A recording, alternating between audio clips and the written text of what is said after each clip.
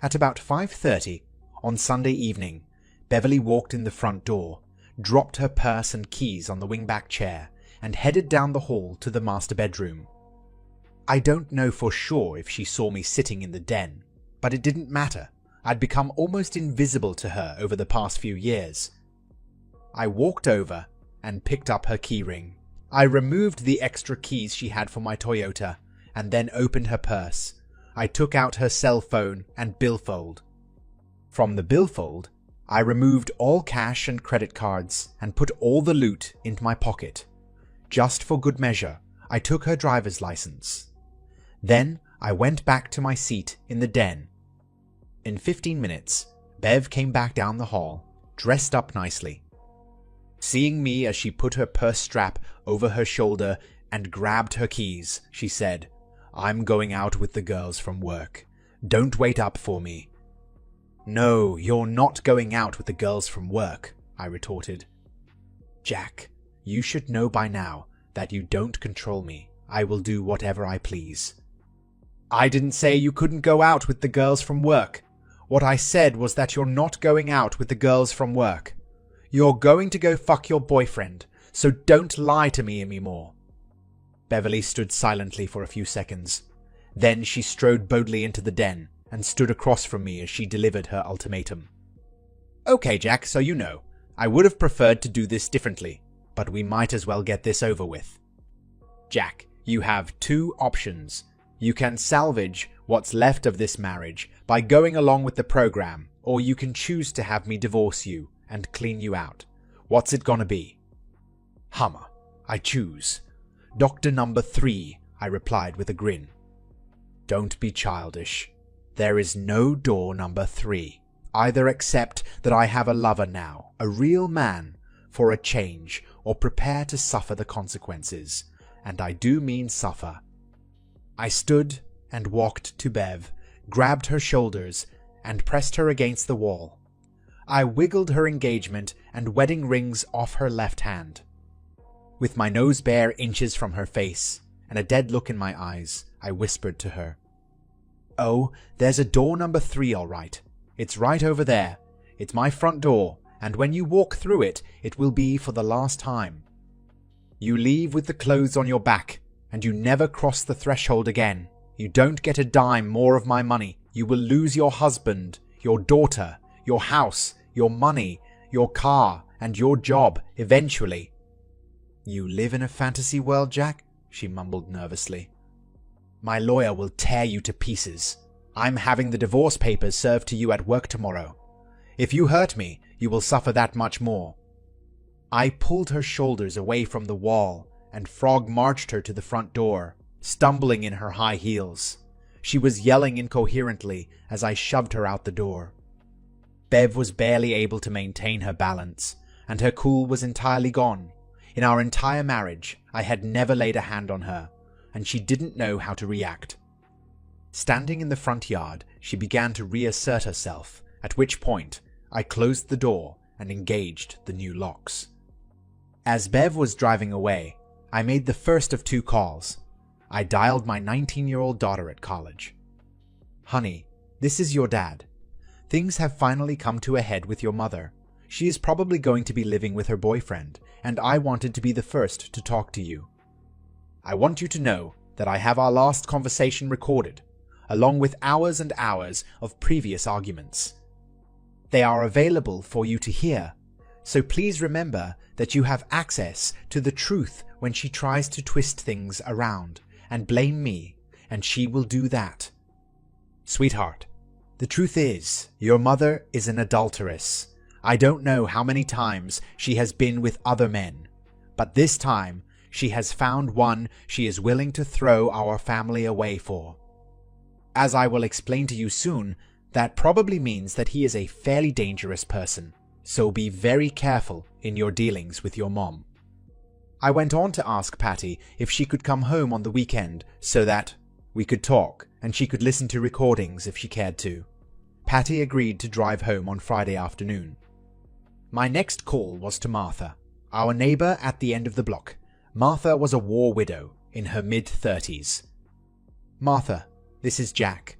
If the offer is still open, I'd like to take you up on it. Can you come over in an hour or so?" I hate long drawn-out histories of troubled marriages, so I'll make this one fairly short. Dev and I met and married in our early 20s, and we produced one daughter, Patty.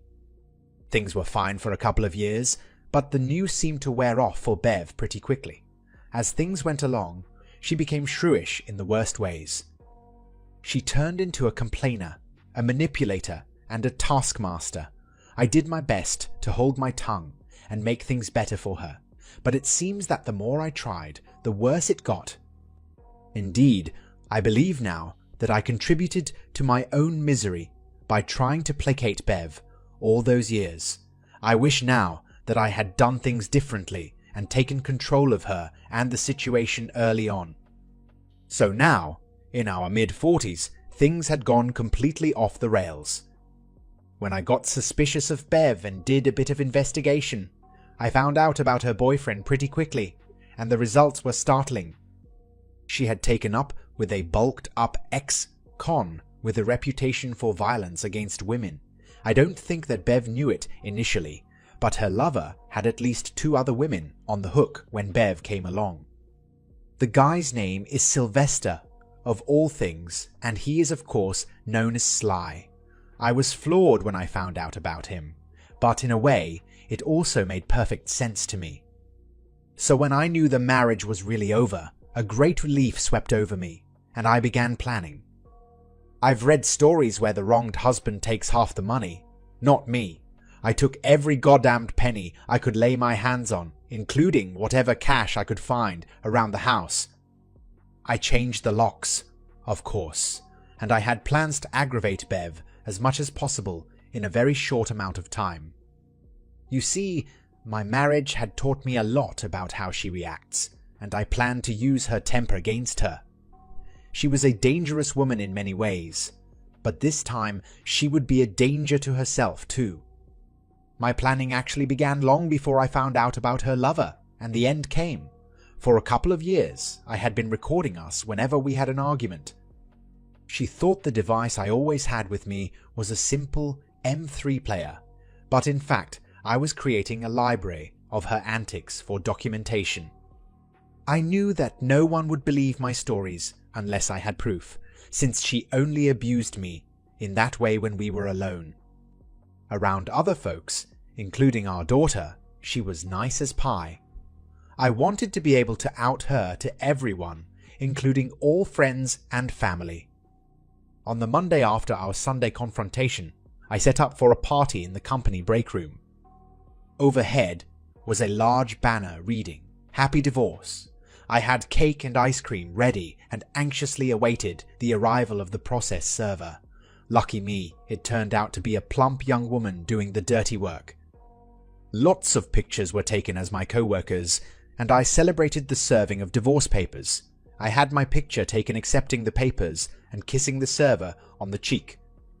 She was wearing a party hat at the time. Another showed me putting a fork full of cake into her mouth, both of us smiling. When the party was over, I emailed the pictures to Bev, along with those of the party. I sent a couple of myself and Martha, my neighbor, in my bed, with the sheets pulled up to our necks and big smiles on our faces. I hoped that Bev would notice her wedding rings on Martha's left hand as they rested on my chest. In an hour, I got an angry call. "You son of a bitch! My lawyer will have you for lunch with these pictures. What a dumbass you are!" Not likely, Bev. There is nothing obscene or incriminating in those shots. No nudity. Just 2 neighbors pulling a prank. Just joke pics is all. We'll see about that. Jack, I'm coming by the house tonight to get some of my things. I think it would be better if you weren't there. If I'm not there, you won't be able to get in. All the locks have been changed. If you want anything, you have to get there well before 6:45. Martha and I have a date at 7 p.m., and I sure as hell don't want to be late. Last night, I got the best pussy I've ever had, and there's more on the way tonight. Then I hung up and didn't answer when she called back 5 times. Although I didn't take all her calls from then on, I did listen to all the messages, unlike other guys I read about in similar circumstances. There was a good chance Bev would say something incriminating or give away a secret inadvertently when she made an angry call. In fact, she did reveal herself several times in the coming weeks. At 4:30 that afternoon, I took a ride to the parking lot at Bev's work. I wanted to get there before folks started coming out to go home. I had made sure there was no surveillance on the lot, and what I had to do would take under a minute. I pulled in next to Bev's car and slipped around it, clipping the valve stems on all her tires with a wire cutter. Oh yeah, she'd be pissed. Plus, she'd never get fixed in time to get to the house before 6:45. But it was about 6:35 when she showed up. She had apparently taken a ride with someone, so I knew she was pretty desperate to get into the house. After all, I had seen receipts for clothes she'd bought that I knew she hadn't brought home, so she had to have plenty of clothing at her lover's house. She must want something else. I slipped out the back door and hustled down to Martha's house, leaving Bev beating on the front door and screaming.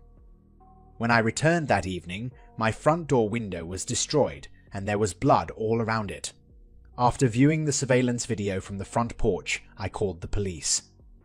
The video showed Bev beating in the window with a tire iron, apparently gotten from her friend's car. You could plainly hear her threatening to kill me as she broke the glass and reached inside. Unluckily for her, the deadbolt I had installed was the kind that required a key to open either side. When she pulled her arm back through, she sliced up her forearm pretty well, which prompted another round of screaming and threats from her. I reported the incident to the police immediately, and one of the officers kindly led me through the process of filing for protection. By the next morning, Bev was served papers prohibiting her from coming within 500 feet of me or our house. To say she was pissed off would be putting it mildly. "What the hell do you think you're doing, asshole?" That's how her next phone call began. She was livid and threatened me again. I got the entire conversation recorded, unbeknownst to her. Hours later, after she'd calmed down somewhat, she called again. She said she was sending her friend Lindsay over that evening to collect some of her stuff. What is she so desperate to have from the house? I thought. So I agreed to receive Lindsay at 5:30 that Tuesday evening. I left work a bit early so that I could set up a video camera in my bedroom with a monitor in the middle bedroom. Lindsay arrived on time, and I was extremely cordial. I sat on the bed as she loaded some clothes in 2 black plastic trash bags. Lindsay looked at me nervously and then asked if I'd get her some water from the kitchen. I smiled and walked into the middle bedroom. As soon as I looked at the monitor, I saw Lindsay sneak a shoebox from the closet into the bag nearest her. Then she went back to selecting clothes. I quickly grabbed a glass of water from the kitchen and went back to the bedroom. "I think that'll do it," she said. "Would you grab that bag and I'll take this one?" "Oh, that one looks heavier, Lindsay. Let me take it." No, we're fine. Just grab the other one, okay?" "Is there something in that one I should know about, Lindsay?" I asked as she started to fidget and drag her bag toward the door. I held her wrist and pulled the bag open. "It's just clothes and stuff Bev needs," she said anxiously. "You're a particularly bad liar, Lynn. What's in this box I'm feeling down in here? You want to tell me about this?" I pulled the shoebox out and opened it. The box was packed with bundles of $50 and $100 bills, all used looking. "Lindsay, you're trying to steal from me." I stood and pulled her arm behind her, marching her toward the door and down the hall. "Jack, that's Bev's money. She sent me here to get it. I'm not stealing anything." "Well, you came into my house to get clothes, and I catch you walking out with a box of money. I call that stealing. I didn't see Beverly's name on that box. You're a thief, Lindsay. I'm going to call the cops right now." "No, Jack. Don't do that. I can't go to jail. I have kids and a husband, for Christ's sake."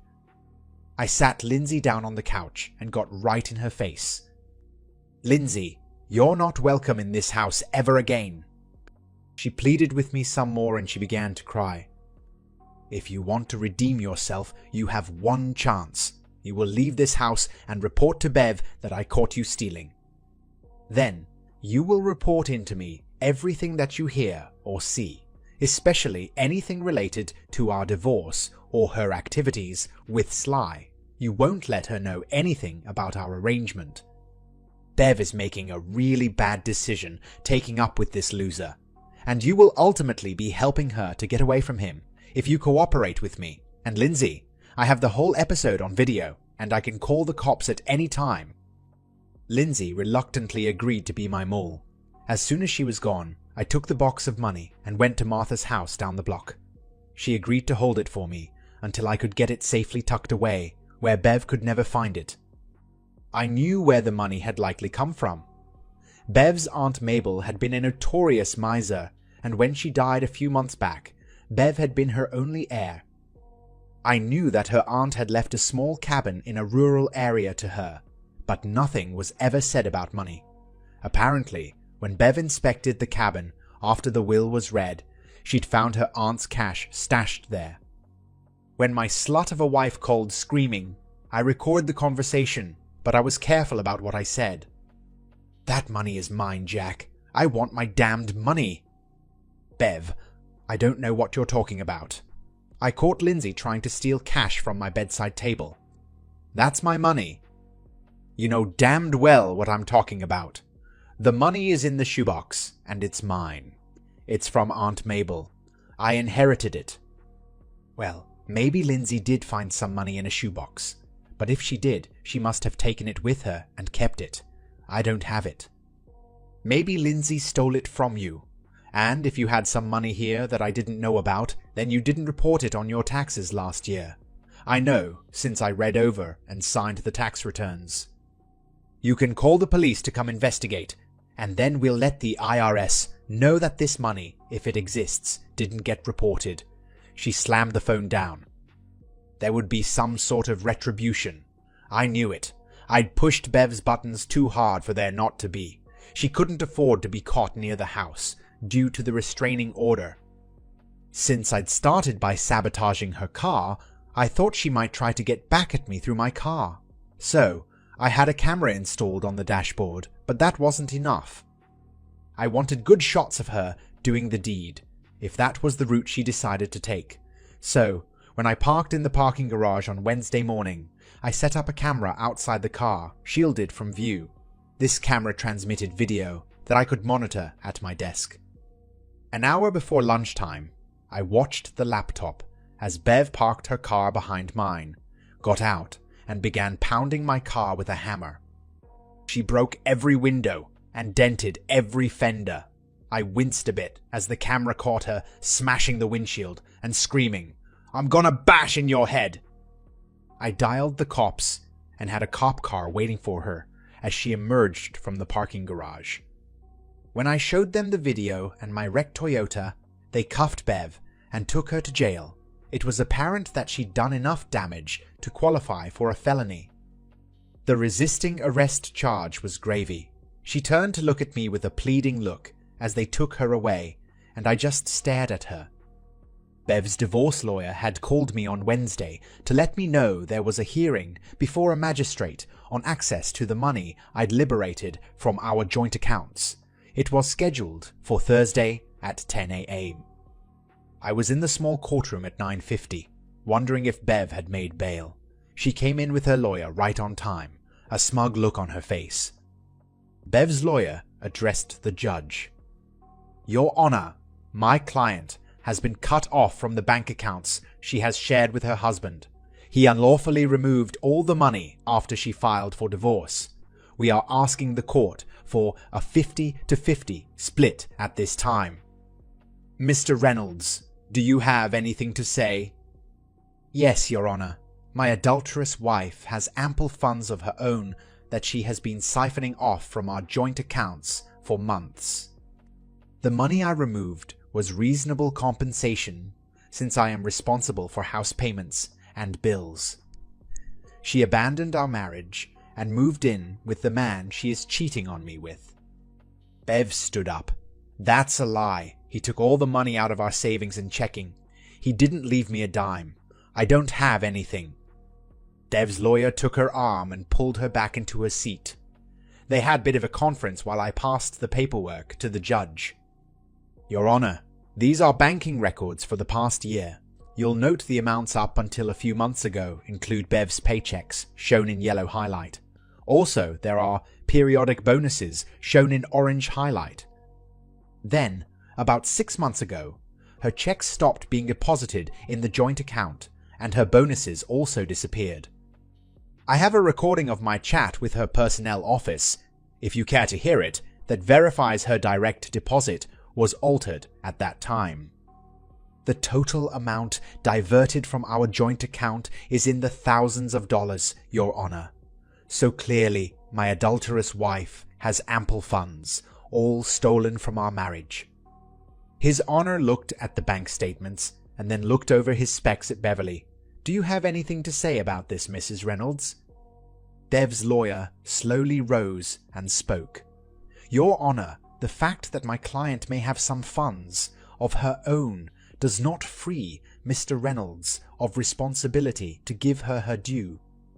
Well, Counselor, I don't like it when people lie to me.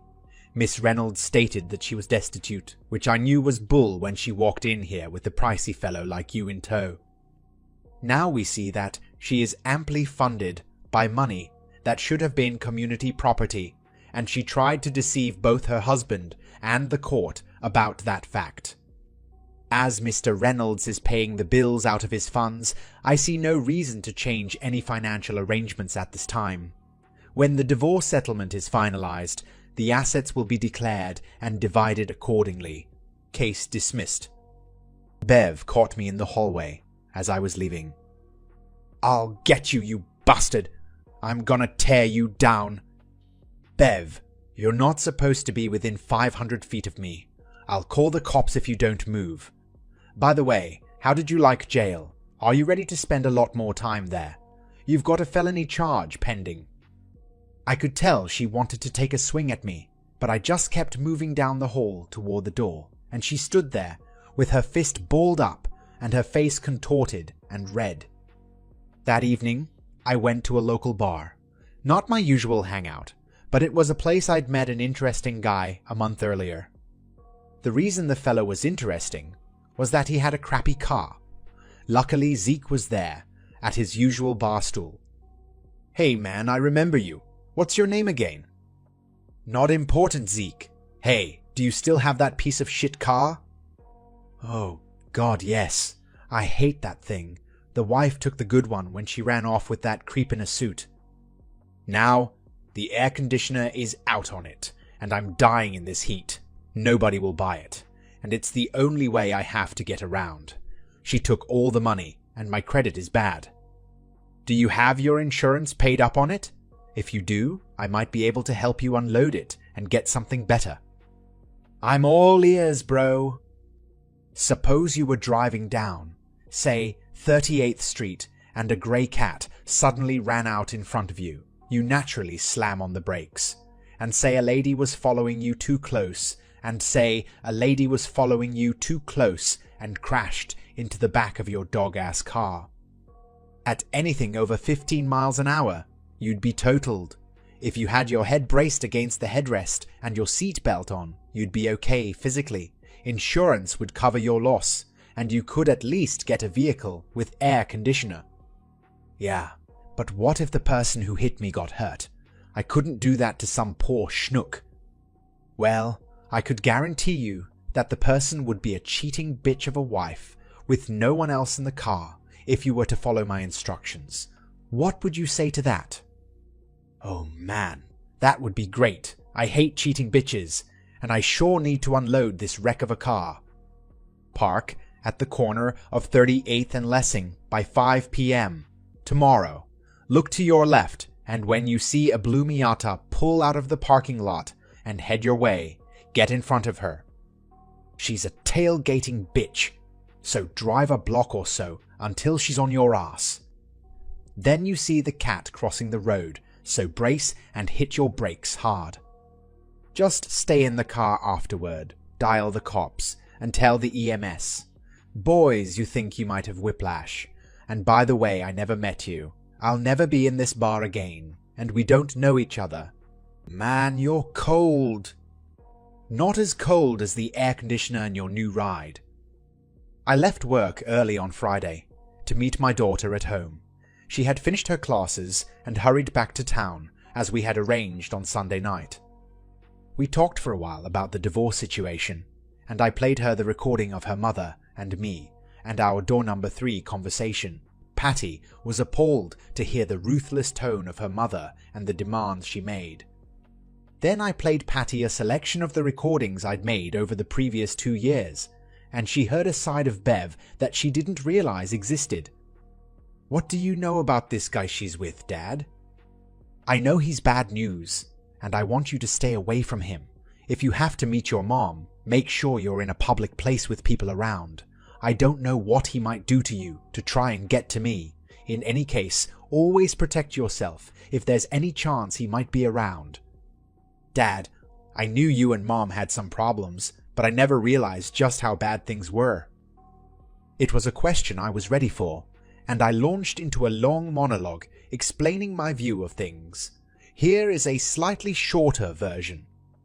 Paddy, the way I understand it now, your mother and I had radically different ideas about the way a marriage should work. I've done a lot of thinking about it, and I have a theory. Someone has probably already considered what I'm going to explain to you and written it all down in a book, but this is an idea I came up with on my own. There are 4 basic ways that authority can be distributed in a relationship. There is the case where neither party takes control, in which case things just drift like a ship without a rudder. It can also happen that both people assume responsibility. In that case, maybe they constantly fight over who's in charge, or maybe they divide things up so that each person has control over some aspects of the relationship. Maybe they are even able to share responsibility equally. That's the way I came into the relationship expecting things to be. It didn't turn out that way. Another way it can go is that the man is in charge. I know we think of paternalistic relationships as abusive and demeaning to women these days, but if the man is totally devoted to his wife, it can be like Snow White and Prince Charming. It can be a fabulous life for a wife with the right temperament. She will live without the worry of making hard choices, assured that her man will always take care of her. Or it can be like your maternal grandparents. You know how Granny was always meek as a mouse, and your grandfather was heavy-handed, bossy, and occasionally cruel. That's what your mom saw growing up, and I think now that's what she expected in our relationship. So, when I tried to share the top spot with her, she began to see me as weak. The more I catered to her, the more she disrespected me. That brings me to the last possibility, the wife-dominant relationship. I think your mom decided to be the boss when I failed to live up to her caveman image. She became abusive toward me. She decided what projects were going to be done, and they had best be done to her satisfaction. I can't tell you the number of times she put me on a project and then stood there, dictating exactly how I was to do it. It's about the same as the number of projects that never got finished, because I could not stand to be made to feel like an abused employee in my own house. She would literally tell me how I needed to hold my hammer or screwdriver while I was building or fixing something. It was totally micromanaging and intolerable. You see, when the wife is dominant, there is something that goes against human nature in most cases. I don't see how that type of power distribution can ever work. A husband can be dominant and retain love and affection for his wife, but a wife loses respect for any man she dominates. I think that's what happened to us. When I began to realize how things were going and fight back, Beverly did not view me as taking charge. By that time, she had me pegged as a wimp, and when I refused to allow her to boss me, she just saw me as a recalcitrant child. I could never regain her respect. I think this divorce process is my last chance to get her respect, so you will understand my actions when you see how hard I have to make it on her. Patty, soon you will find someone to take as your life partner. When you work out things like decisions about having children, what work to do, and where to live, work out how you're going to exercise authority. Be sure you and your mate know what to expect, and be sure there will be mutual respect. Otherwise, you'll both be miserable, and you may well wind up in the situation Beeve and I are in. I will, Dad. I promise. A little later, the phone rang. Mr. Reynolds, this is Memorial Hospital. Your wife has been in a car wreck.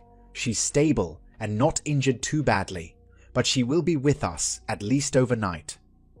Patty and I drove to the hospital, and I let her go into the room first.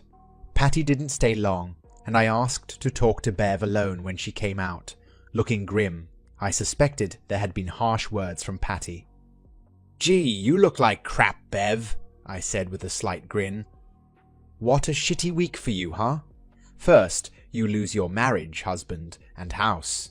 Then you get served with a restraining order, and then arrested for a felony. Then you lose out on some money you'd counted on.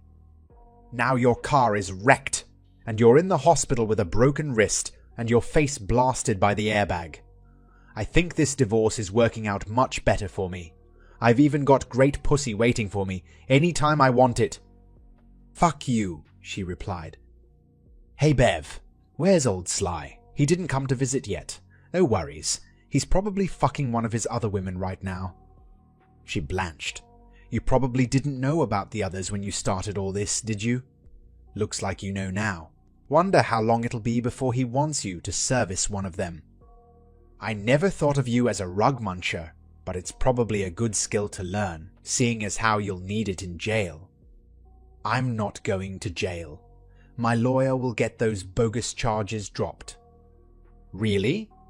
"Because when I talked to that district attorney, he indicated he was going to throw the book at you. He's got photographic evidence, and he has an election coming up. He wants to look really tough on crime about now. I think he'll ask for the max." She just sat there staring. "Hey, what car insurance company did you decide to go with?" I asked. "Car insurance? Would I mean? We have the same old." "You mean you didn't get covered this week? When you filed on me, I dropped your car from the insurance? Surely you knew that. I mean, you demanded that your Miata have only your name on the title, so it is your responsibility." "Honey, if you didn't get coverage this week, you're really fucked. You'll have a couple of tickets to pay, towing charges, and 3 years of payments to make. You might not be able to afford another vehicle, and that Miata will be sitting in the back corner of some junkyard for eternity, while you're still paying for it. But you might not need another car, since you won't have a job after you get convicted of a felony. Plus, the guy you hit may have medical bills, and his insurance company is gonna come after you for damages. Holy shit, but at least you have your health care covered, right?" "I'm on your..." No. I dropped you off my health insurance on Monday. You didn't get that changed either."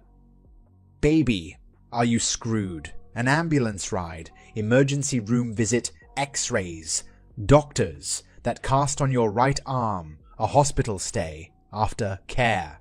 That'll be thousands and thousands of dollars." "Hey, speaking of medical, I was thinking the other day about that time you got sick a couple of years ago. Remember? I took a week of vacation time to take care of you. I held your head while you puked, and I cleaned everything up when you didn't quite make it to the bathroom. I called the doctor and went to the pharmacy to get you some medicine. When you were better in a week, you went right back to ragging me and calling me childish. I wonder how well old Sly will take care of you the next time you get sick." "Well, I gotta go. Give Sly a call when you think he's through fucking his other whore. Have a nice life." Beverly just sat there crying as I left. I didn't care. After that, things went along without much happening for a while. I checked in with Lindsay from time to time. She was becoming alarmed by the hold Sly had over Bev, and in time, Lindsay drifted away from her. Then one evening, As I got home and walked toward my front door, I was tackled on the lawn.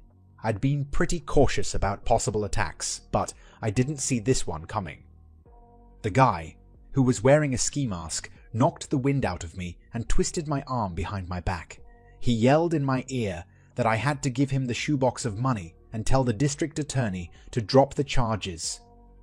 It was obviously Sly, and I wasn't in much of a position to defend myself. However, I still had my car clicker in my hand, so I punched the panic button and the alarm started going off. Sly got mad and clocked me on the back of my head. Then he got up and walked away fast as lights started coming on neighbors' front porches and people began to peek out. I yelled to call the cops, and in a few minutes a cop showed up. I wasn't hurt badly enough for an EMS. Ride and Sly was long gone. None of my neighbors said they could identify him, so he got away with the assault. A worse shock happened when I called my daughter and told her about it the next day. "Dad, I didn't want to tell you, but I had a run-in with Sly too. Mom called me to talk. I told her we could talk, but away from the apartment. She asked me to pick her up, but when I got there, she pulled me in to sit on her couch. Then Sly came out and started talking to me. He said that since Mom couldn't perform very well in bed with her injuries, I had to take up the slack. He said she owed him and that I was payment. I looked at her and she just looked at the floor and didn't say anything. Sly said, 'Tell her to do it.' Mom looked up at me and said, 'Please baby, go along with him. It won't be so bad, and I really need you to do this for me.' Then he came up to me and grabbed my wrist to make me get up. He said we were going to the bedroom. My right hand was on the pepper spray in my purse, and as he pulled me up, I hit him with it in the face. He screamed and grabbed his face, and I got my purse and tried to pull Mom out the door, but she pulled away and went to him. I yelled at her to come on, but she was helping him into the bathroom, so I left. I can't believe my own mom tried to pimp me out to that bastard. I don't know if I could ever forgive her for that. I was boiling, as any father would be. I thought about the Beretta cheetah in the bedroom and almost went to get it. My daughter calmed me down after a while, saying she hadn't gotten hurt and to think about the future. I made Patty promise to stay at school until the trial was over and to always have protection with her. She said she'd only go out with other students and never get herself caught alone, so I gradually got myself under control. Sly had told me to talk to the district attorney, but he didn't expect me to have the conversation I actually had. I played the recording of my daughter and her story about Sly, and reminded him that Sly had attacked me. The district attorney asked if I wanted to lighten up on Bev, or maybe drop the charges. Absolutely not. I want you to ask for the max. Bev is under the control of this snake, and the only way I can see to help her is to get her away from him. A few months in jail might straighten her out. The district attorney agreed, and the trial moved forward. I felt pretty secure at home and at work, but there were times when I was vulnerable. When I was going to or from the parking garage, I was open to attack, but I was most wary on my drives to and from work. Our house is located in a subdivision some 10 miles down a ranch road. For a 15-mile stretch, it's the only turnoff from that road. The only other thing out there is a series of large ranches with locked gates. So, I was very conscious of the other traffic on that long drive home.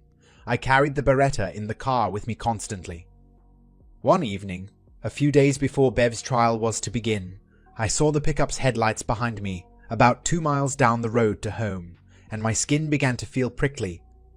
Soon, I had him 20 feet from my back bumper, doing 55 miles per hour. I punched the cops on my phone and the record button on my little recorder. As I eased my speed up to 70, the pickup stayed with me. I gave a running commentary to the operator, asking her to call the detective who investigated my beating.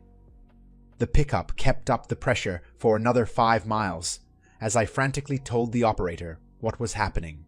The pistol was out on the seat beside me, and I eased off the safety. I realized that there was a bridge ahead, over a small creek bed with old-fashioned concrete abutments. I guessed that Sly, or whoever was driving the truck, would make his move to force me off the road there. With 100 yards to go before the bridge, the pickup accelerated around me, and I knew he would try to edge me off the road.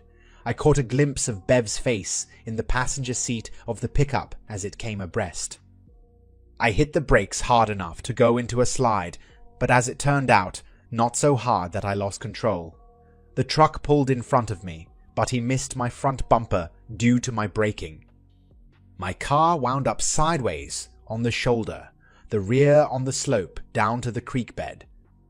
I scrambled out, grabbing the pistol, my phone, and the recorder, and headed down the steep gravel slope and under the bridge. As I headed down, I saw the brake lights on the pickup go on. I stumbled in the dark, feeling my way under the bridge. This was a great way to meet a rattler, resting on the warm ground, but that was not the snake I was worried about at the time. I was breathing hard and trying to find the safest spot to hide. At last, I stopped and chambered around in the Beretta. I waited, but I heard nothing for a while. The cell phone connection to the cops got dropped. I tried to redial in the dark, but being under the bridge was not the best place to get a signal. I was stuck, and I had no idea if help was on the way. At least, I wasn't hearing the growl of that pickup above. I wasn't about to move. I told myself I'd spend the night there if I needed to. It seemed to take forever, but it was probably only 5 or 10 minutes until I heard the siren in the distance, coming from the same direction as I had. If they were that far behind, they'd never catch the pickup. The cop car apparently stopped when they saw my car on the shoulder, and I began to head back up the slope, leaving the Beretta under the bridge. I held up my hands and asked them not to shoot. As I got near the road, I saw that there were 2 cars, and they were arranged across the road, blocking both lanes.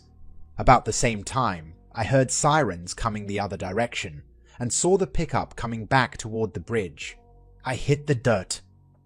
From the ground, I couldn't see much, but I heard the pickup screech to a halt, and the officers call to the driver to get out and get on the ground.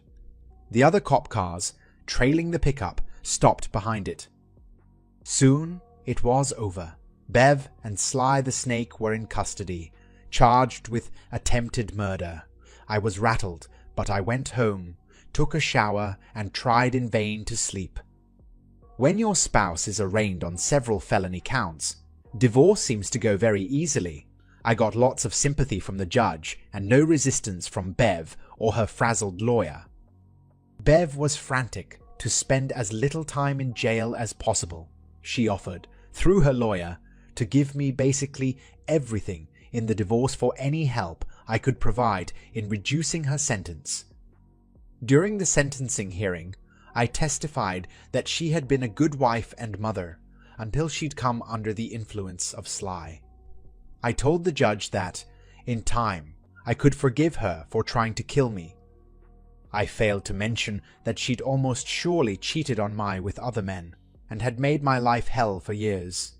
I couldn't read her expression in the courtroom, and I never talked to her directly during that time. In the end, Sly went to prison for a long time. It was not his first offense.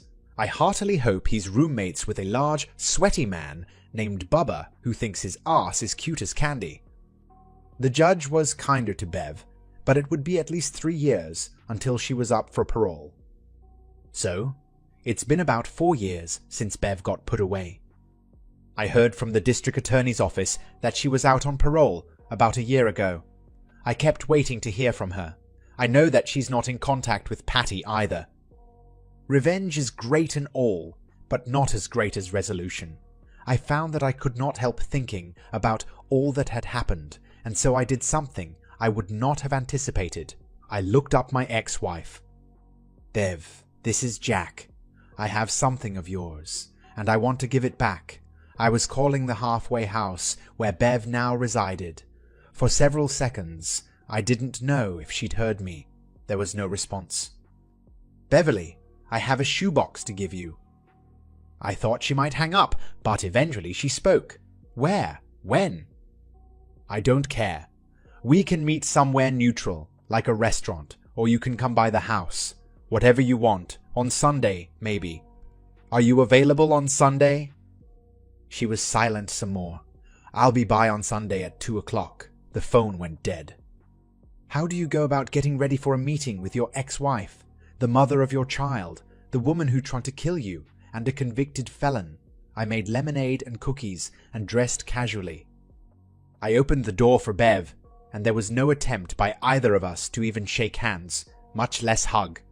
We just said hello, and I motioned her into the den. Her hair was much shorter than before, and her look was hard. Not much makeup, if any. She was now a woman of 50, and she looked every bit of it. On the coffee table were drinks, cookies, and the shoebox. She sat opposite the couch, and I offered her refreshments, which she declined. Did she suspect I tried to poison her? "Okay, if you don't want lemonade and cookies, I guess the only other thing is the shoebox, and anything we might have to say to each other." "What's the catch, Jack? What do you want in return? Is there anything left in it?" She was still very suspicious of me. "No catch, Bev. It's all there, except for a few thousand I put with some of my money and gave to Patty when she got married, for a down payment on her home. If you want, she will gladly start paying you that money back in time you like." From Bev's face, I could tell that she didn't know Patty was married. "Patty's married for 2 years now, and you're a grandmother." I could see the strain in her eyes, and I knew she was fighting back emotion. "The little girl's name is Shannon Beverly Evans. Shannon is the name of her other grandmother." Bev's eyes were filling up now, despite her best efforts. "Bev, I know you haven't been in contact with Patty for some time. There is a path for you two to make connections again. If you'd like, I can pave the way for you."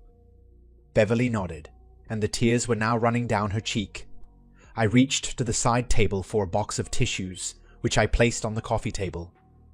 "So, I'll give you a short version of what's happened with me, unless you plan to leave right away." She was wiping her cheek and trying to compose herself. "Patty found a great guy. Stan Evans. He's into computers and networks. They seem to really work well together. She is a great mom, and they are so devoted to each other. Martha and I didn't last but a few months. She's too young for me, and she just needed me temporarily until she could get on with her life. She found another soldier, and she moved away. I date some, but I break things off if it looks like a relationship is beginning. I'm better off by myself. I'll stay single." There was silence for a bit. "I'm going to say some things now that are strictly for my benefit, but you might get something out of them. I hope you do. I couldn't wait to see you in jail. I hated you and pictured you dead many times. And then when they locked you up, my feelings began to change. I found that I couldn't enjoy my victory, if that's what it was. So, I quit hating you.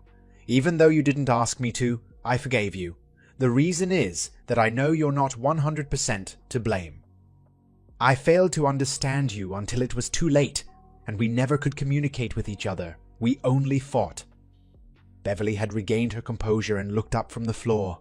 Her hard edge was back. "That's really about it. Short and sweet. Unless you have things to say to me, and if you don't care for refreshments, I won't keep you any longer. You probably have important stuff to do." She stood and picked up the box. As she headed toward the front door, for the first time since I pushed her out years before, I called to her. "It doesn't make any difference now, and you don't need to answer unless you want to. But I'm wondering, all that time we were together, and especially that last day you were here, it was obvious that you saw me as weak. Do you still think I'm weak, Bev?" She stopped, one hand on the doorknob, and looked back at me. "I hate you. You're cruel, and you destroyed my life." She paused. "But I don't think you're weak." And then she was gone.